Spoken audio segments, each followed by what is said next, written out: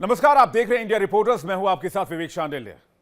India reporters में हम आपके लिए लेकर आते हैं दिन भर की हर बड़ी खबर जो आपके लिए जरूरी है, और वो भी सीधे रिपोर्टर के जरिए। कोई मसाला नहीं, कोई लाग लपूट नहीं, सीधा ग्राउंड जीरो से आपके लिए सच्ची खबरें। तो चलिए शुरुआत करते हैं और देखते हैं इंडिया रिपोर्टर्स में आज दिन भर की बड़ी खबरें। चंदा चोरी मामले में रिमांड पर लिए गए तीनों आरोपी अनुकल्प, लवकुश और करुणेश पांडे ने कई अहम खुलासे किए हैं। पूछताछ में कई राज उगले हैं। उन्होंने बताया है कि चोरी की जो रकम थी वो अपने रिश्तेदारों, दोस्तों के अकाउंट पर भिजवाते थे और उन्हीं से अपने अकाउंट में वो पैसे वापस लेते थे, यानी कुल मिलाकर सफ़ेद करने की कोशिश करते थे, यानी जो ब्लैक मनी है उसको वाइट करने का करते थे, जिससे कि उसके सोर्सेस को और उसकी बरामदगी या उसके में कोई भी चीज़ें हासिल ना हो। हालांकि ये पुलिस की जांच में बैंक डिटेल से इसकी साफ तौर पर पुष्टि हुई है। ये भी बताया आरोपियों ने कि इन सब पूरे मामले में टिन्नू यादव और गणना प्रक्रिया के इंचार्ज सुभाष श्रीवास्तव की मिली भगत से पैसा पार करने में उनको काफ़ी सहूलियत होती थी और बड़ी बड़ी रकम को वो पार करते थे। और ये भी बताया कि नकदी, जेवरात, आभूषण आज भी अभी भी सुरक्षित हैं। हालांकि पुलिस की ओर से इस बात को लेकर कोई भी पुष्टि नहीं की गई है। और दूसरी ओर आरोपी ने यह भी कबूला कि दान राशि का फर्जी एक पर्ची बनाई जाती थी, जिसको वो चंदा देने वालों को वो फर्जी रसीदें देते थे, यानी फर्जी रसीद के जरिए जो दान देते थे उनको वो फर्जी रसीदें प्रोवाइड कराते थे और बड़े स्तर पर ये धांधली चल रही थी। और पुलिस ने पूरी प्रक्रिया के दौरान उनके जो संबंधित रिश्तेदार हैं, दोस्त हैं, उनके बैंक अकाउंट को फिलहाल फ्रीज कर दिया, यानी टोटल 30 अकाउंट बताए जा रहे हैं और ये तब तक फ्रीज रहेंगे जब तक ये जांच चलती रहेगी। उसी को लेकर, सबूतों को लेकर ये जांच प्रक्रिया में अहम हो सकते हैं। इसलिए अब उन डिटेल्स को बैंक के जरिए खाता का पूरा ब्यौरा कलेक्ट किया जा रहा है, क्योंकि जिन खातों की बात की जा रही है आय से अधिक का मामला है। अब इस पूरे मामले को लेकर जो तीनों सदस्य जिसकी बर्खास्ती की हुई है, किसी का इस्तीफा लिया गया, अब उनके जो पास हैं वो फिलहाल निरस्त कर दिए गए हैं, यानी हटा दिए गए हैं। अब उनकी कोई भी रिकमेंडेशन नहीं चलेगी, यानी वीआईपी पास और वीआईपी जो व्यवस्था है फिलहाल के लिए इन तीनों की ओर से जो दी गई थी पावर, वो फिलहाल होल्ड कर दी गई है। वीडियो जर्नलिस्ट सर्वजय सिंह साथ Anuj Kumar, India Daily 24x7 Lucknow. America और ईरान के बीच में सीज फायर की डोर टूट चुकी है। सबसे पहले युद्ध की शुरुआत अगर मानी जाती है तो जून 2025 का जिक्र जरूर से किया जाता है, जब अमेरिका और इजराइल ने मिलकर के ताबड़तोड़ हमले ईरान के ऊपर किए थे। ईरान लेकिन एक बार फिर से उठ खड़ा हुआ और ईरान ने इन हमलों का बदला लेने की भी ठानी। उसके बाद तारीख बदली, साल बदला और तारीख हुई 28 फरवरी, साल हुआ 2026 का। एक बार फिर से हमले करने शुरू कर दिए गए। ईरान में विध्वंस हुआ, लेकिन ईरान ने एक बार फिर से अपने आप को खड़ा किया। G7 का मंच सजा हुआ था और उसके साथ साथ ये घोषणा कर दी जाती है कि अब हमले नहीं किए जाएंगे और फाइनल बातचीत की तरफ हम आगे बढ़ने वाले हैं। लेकिन उसके बाद क्या? G7 के मंच से नेटो के मंच तक पहुंचते पहुंचते ये सीज फायर न केवल टूट गया बल्कि हमलों की शुरुआत भी हो गई। और अब क्या हो रहा है उसके बारे में आपको बताते हैं कि स्ट्रेट ऑफ हॉर्मुज में कमर्शियल जहाजों पर हमले के बाद अमेरिका ने ईरान के खिलाफ एक बार फिर से सैन्य कार्रवाई तेज कर दी। राष्ट्रपति डोनाल्ड ट्रंप ने साफ कहा कि अमेरिका ईरान के बीच सीज फायर अब खत्म हो चुका है। साथ ही उन्होंने चेतावनी दी कि अगर ईरान ने अंतर्राष्ट्रीय शिपिंग को निशाना बनाना जारी रखा तो अमेरिकी जवाब पहले से कहीं ज्यादा सख्त होंगे। अमेरिकी अधिकारी के अनुसार कहा गया कि बुधवार और गुरुवार को रात भर चली नई कार्रवाई में अमेरिकी नौसेना और जमीनी बलों ने मिलकर दक्षिण ईरान में हमले किए और इस दौरान मिसाइल सिस्टम, ड्रोन ठिकानों और स्ट्रेट ऑफ हॉर्मुज के आसपास मौजूद उन सैन्य ठिकानों को निशाना बनाया जिन्हें अमेरिकी सेना और अंतर्राष्ट्रीय समुद्री व्यापार के लिए खतरा माना गया। अधिकारी ने बताया कि हालात अभी भी बेहद डायनामिक है और आगे भी सैन्य कार्रवाई की संभावना बनी हुई है। दूसरी तरफ अमेरिकी सेंट्रल कमांड ने पुष्टि की कि उसने अतिरिक्त स्ट्राइक शुरू कर दी है और इनका मकसद स्ट्रेट ऑफ हॉर्मुज में नौवहन की आजादी के खतरे को पहचानना है, ईरान की क्षमता को और कमजोर करना है। यह दुनिया के सबसे व्यस्त तेल शिपिंग मार्गों में से एक माना जाता है। लेकिन ये सीज फायर आखिरकार टूटा कैसे, उसके बारे में आपको बताती हूँ। ये सीज फायर तब टूटना शुरू हुआ जब 6 और 7 जुलाई के दरमियान ईरान ने स्ट्रेट ऑफ हॉर्मुज में कम से कम 3 कमर्शियल जहाज और टैंकर पर हमला किया। अमेरिका ने इसे सीज फायर का सीधा उल्लंघन माना। इसके जवाब में 7 जुलाई को अमेरिकी सेंट्रल कमांड ने दक्षिणी ईरान में 80 से ज्यादा सैन्य ठिकानों पर प्रिसिजन स्ट्राइक की।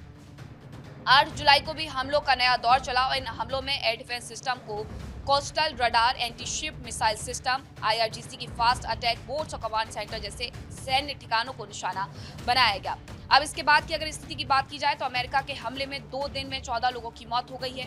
कतर, बहरीन और कुवैत पर ईरान की तरफ से अटैक किए जा रहे हैं और ईरान की तरफ से सीधे ये कहा जा रहा है, मसूद पेजेश्कियान जो कि राष्ट्रपति है, उनकी तरफ से सीधे ये कहा जा रहा है कि अगर अमेरिका इस पूरे सीज फायर को तोड़ना ही चाहता है, वो अपने वादे से मुकरना ही चाहता है, तो अब वो परिणाम के लिए तैयार रहें।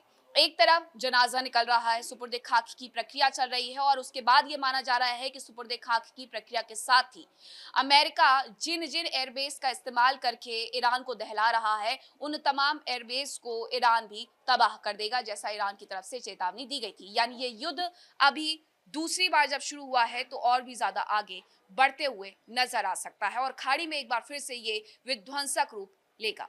वीडियो जर्नलिस्ट कमल के साथ मैं मीनाक्षी रजत, इंडिया डेली, नोएडा।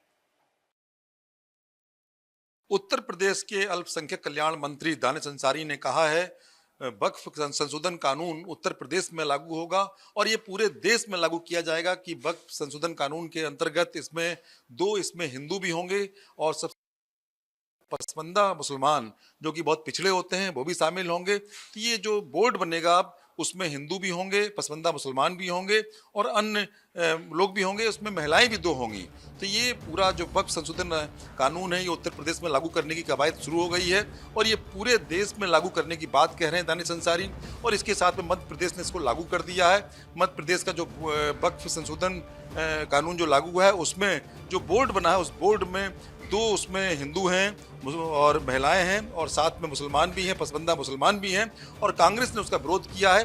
कांग्रेस ने कहा है ऐसा नहीं होना चाहिए, लेकिन जिस तरह वक्फ संशोधन कानून जो अब लागू होने जा रहा है उत्तर प्रदेश में, उससे साफ है कहीं ना कहीं ये जो वक्फ बोर्ड बनेगा ये अपने आप में अलग बनेगा और सबके हितों के बारे में सोचेगा और कहीं ना कहीं इससे पारदर्शिता भी बढ़ेगी।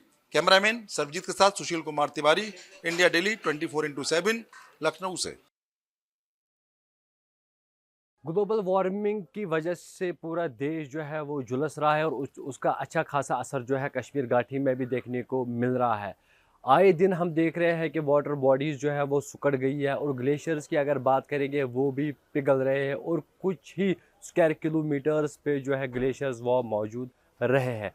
उसके साथ साथ अगर देखा जाएगा बाबा बर्फानी दर्शन के लिए हर साल लोग जो है लाखों की तादाद में बाबा बर्फानी दर्शन के लिए कश्मीर घाटी पहुंचते हैं, लेकिन उसके साथ साथ अगर देखा जाएगा पिछले कई सालों से, चाहे हम 2013 की बात करें, 2016, 2018 या 2020, 2025 या 2024 की अगर बात करेंगे तो वहाँ पे बाबा बर्फानी का पवित्र शिवलिंगम जो है वो गर्मी की वजह से, ग्लोबल वार्मिंग की वजह से वो पिघल गया। और आज अगर देखा जाएगा 2026 की अगर बात करेंगे, यात्रा जो है 3 जुलाई 2026 से शुरू हुआ, जहां से देश के अलग अलग राज्यों से बाबा बर्फानी दर्शन के लिए हज़ारों की तादाद में लोग जो है वहां पहुंचे और 6 दिन के भीतर ही पूरा लिंगम जो है वो ग्लोबल वार्मिंग और गर्मी की वजह से जो है वो पिघल गया।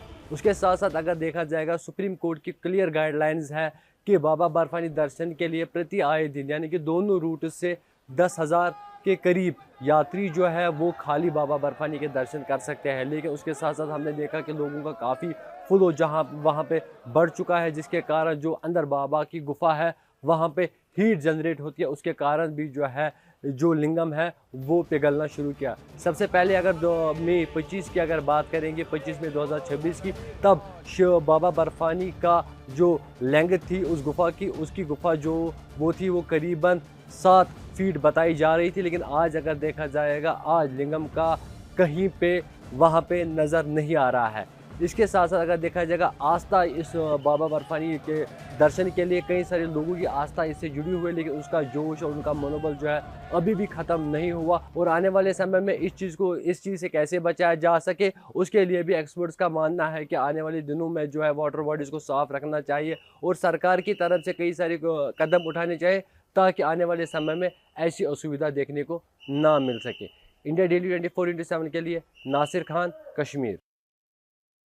अगर देखा जाएगा पिछले कई सालों से लगातार एनवायरमेंटल चेंजेस जो है वो आई हुई है, उसका इफेक्ट जो है सीधे वेदर पे पड़ा हुआ है। जहाँ पे बर्फ़बारी के टाइम जो है हमें धूप देखने को मिले, धूप के दौरान जो है हमें बारिश कहीं दूर दूर तक नहीं दिख रही है। कई वाटर बॉडी जो है सुकड़ गई है, कई ग्लेशियर्स को लेकर थ्रेड भी जो है पहले ही रिसर्च ने बताया गया है। इस बार अगर देखा जाएगा बाबा बर्फानी दर्शन के लिए लाखों की तादाद में श्रद्धालु आए, लेकिन 10 दिन जो बाबा बर्फानी लिंगम है वो बिल्कुल मेल्ट हो चुकी है। पहला साइज़ अगर देखा जाएगा 10 फीट, और आज अगर देखा जाएगा आज को कहीं पे भी वो वहाँ पे मौजूद नहीं है। इसी सिलसिले में हमारे साथ बातचीत करने के लिए मौजूद है टॉप एनवायरमेंटल एजाज रसूल साहब। एजाज साहब, आपसे जानना चाहेंगे कि लिंगम को लेके इससे पहले भी हमने देखा मेल्ट हुआ, लेकिन कुछ समय निकला, लेकिन आज 6 दिन के अंदर अंदर ही शिवलिंग जो है वो मेल्ट हो चुका है।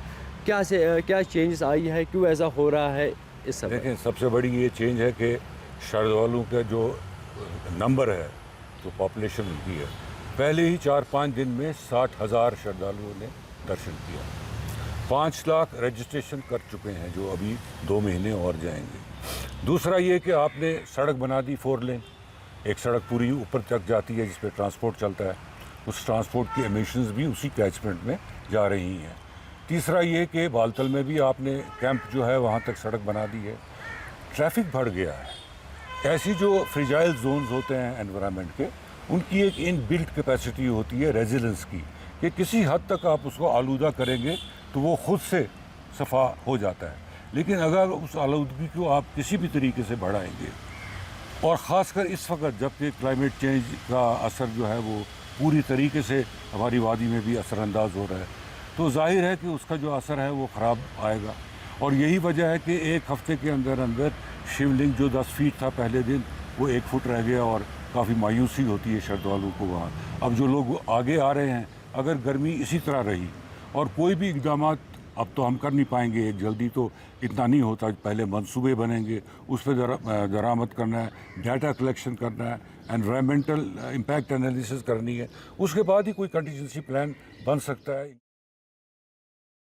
देश भर में बाढ़ और बारिश की भयावह तस्वीरें सामने आ रही है। बताते पहाड़ी क्षेत्रों में लगातार बारिश हो रही है, जिसका असर कई स्थानों पर देखने को मिल रहा है। मगर धर्मनगरी काशी की बात की जाए तो काशी में इस बार एक अलग ही तस्वीर देखने को मिल रही है। मौजूदगी हमारी वाराणसी के अस्सी घाट के पास है, और आप तस्वीरें देख सकते हैं। काशी के घाट हैं, अर्धचंद्राकार आपको घाट नजर आ रहे होंगे, साथ ही साथ आपको यहाँ पर रेत के उभरे टीले भी नजर आ रहे होंगे। ये तस्वीरें देख लीजिए, इस बार बिल्कुल अलग है। अब तक की बात की जाए तो हर वर्ष इस वक्त तक काशी में बाढ़ बारिश के चलते जो कई घाट होते थे उनके आपसी संपर्क टूट जाया करते थे। सामान्य दिनों की बात की जाए तो अब तक इन स्थानों तक जो जलस्तर है वो पहुंच जाता था, जिसके चलते जो आपसी संपर्क है घाटों के संपर्क टूटा करते थे। लोगों के आवागमन में समस्या होती थी, छोटी नावों पर प्रतिबंध भी लगा दिया जाता था। मगर अभी की आए तो वर्तमान में सामान्य जल स्तर से भी नीचे गंगा नदी का जल स्तर है, जो कि एक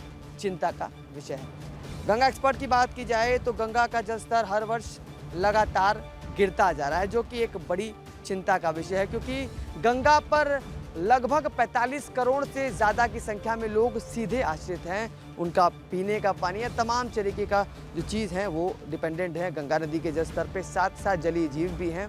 बता दें कि इसी गंगा नदी के जल से सिंचाई के लिए पानी इस्तेमाल होता है, जिसमें 85% तक पानी बर्बाद भी होता है, क्योंकि पारंपरिक तरीके से इसका इस्तेमाल किया जाता है, जिनमें 85% पानी बर्बाद होता है। और गंगा नदी का जो जलस्तर है, गर्मियों में लू के चलते, गर्मी के चलते हर बार गंगा नदी घटती हैं, जिसके चलते रेत के टीले उभर आते हैं। मगर इस बार जो टीलों का जो आकार है वो काफ़ी बड़ा नज़र आ रहा है। और वर्तमान की बात की जाए तो वर्तमान में भी मॉनसून ने एंट्री ले ली है वाराणसी में, मगर उसका असर देखने को नहीं मिल रहा। ऊपर काले बादल तो नज़र आ रहे हैं, मगर धरती अभी भी सूखी है।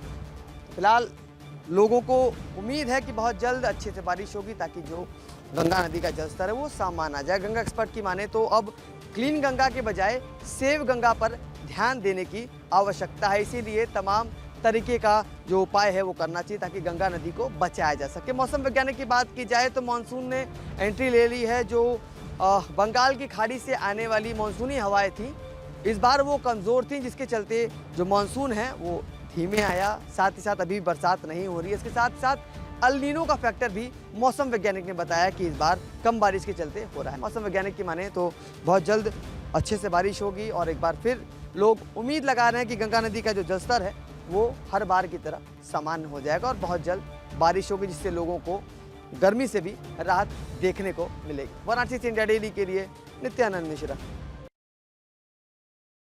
पाकिस्तान अधिकृत कश्मीर यानी पीओके में हालात लगातार तनावपूर्ण बने हुए हैं। पिछले कई हफ्तों से अपनी मांगों को लेकर सड़कों पर उतरे लोगों का आंदोलन अब निर्णायक मोड़ पर पहुंचता दिखाई दे रहा है। आंदोलन का नेतृत्व कर रही जम्मू कश्मीर जॉइंट अवामी एक्शन कमेटी ने इस्लामाबाद सरकार और पीओके प्रशासन को अपनी मांगों पर कार्रवाई करने का 48 घंटे का अल्टीमेटम दिया था। अब ये समय सीमा समाप्त हो चुकी है, लेकिन प्रदर्शनकारियों का आरोप है कि सरकार की ओर से उनकी मांगों पर कोई ठोस जवाब नहीं दिया गया है। इसी बीच रावला कोट से एक बड़ी खबर सामने आई है। जानकारी के अनुसार रावला कोट के कोटली धरना स्थल के पास एक बार फिर से पाकिस्तानी रेंजर्स की तरफ से फायरिंग की गई। शुरुआती रिपोर्ट के अनुसार इस फायरिंग में कई प्रदर्शनकारी घायल हुए हैं। घटना के बाद पूरे इलाके में तनाव और बढ़ गया है और बड़ी संख्या में लोग धरना स्थल के आसपास जमा हो चुके हैं। मुजफ्फराबाद, रावला कोट और पीओके के कई अन्य इलाकों में विरोध प्रदर्शन लगातार जारी है। कई स्थानों पर बाजार बंद हैं और सामान्य जनजीवन पूरी तरह से प्रभावित है। प्रदर्शनकारियों का कहना है कि वह अपने अधिकारों, गिरफ्तार साथियों की रिहाई और सरकारी दमन को समाप्त करने की मांग कर रहे हैं। उनका आरोप है कि शांतिपूर्ण आंदोलन को बलपूर्वक दबाने की कोशिश की जा रही है। दूसरी ओर पाकिस्तान प्रशासन ने संवेदनशील इलाकों में सुरक्षा बलों की तैनाती बढ़ा दी है। कुछ क्षेत्रों में इंटरनेट सेवा और बैंकिंग सेवा प्रभावित हुई है। ऐसे में आम लोगों को भी काफ़ी दिक्कतों का सामना करना पड़ रहा है। रावला कोट में हुई ताज़ा फायरिंग के बाद पूरे पीओके में माहौल अधिक तनावपूर्ण हो गया है। प्रदर्शनकारी साफ कह रहे हैं कि जब तक उनकी मांगों पर ठोस कार्रवाई नहीं होती तब तक आंदोलन जारी रहेगा। वहीं अब सभी की निगाहें पाकिस्तान सरकार के अगले कदम पर हुआ है कि वह बातचीत का रास्ता अपनाती है या फिर सख्ती का सिलसिला जारी रहता है। फिलहाल इतना तय है कि पीओके में चल रहा यह आंदोलन अब पाकिस्तान सरकार के लिए एक बड़ा राजनीतिक और प्रशासनिक संकट बन चुका है।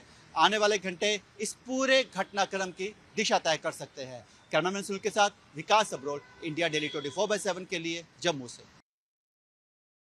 इंडिया रिपोर्टर्स में फिलहाल इतना ही। वक्त एक ब्रेक का है। ब्रेक पे जाने से पहले आपको बता दें, इंडिया डेली 24/7 आपकी स्मार्ट टीवी पर भी मौजूद है। इंडिया डेली 24/7 देखिए अपने स्मार्ट टीवी पर लाइव और लगातार। देखिए इंडिया डेली 24/7 अब आपकी स्मार्ट टीवी पर। इंडिया डेली मौजूद है सभी डिजिटल प्लेटफॉर्म पर लाइव और लगातार। इंडिया डेली 24/7 हर दिन राष्ट्र को समर्पित।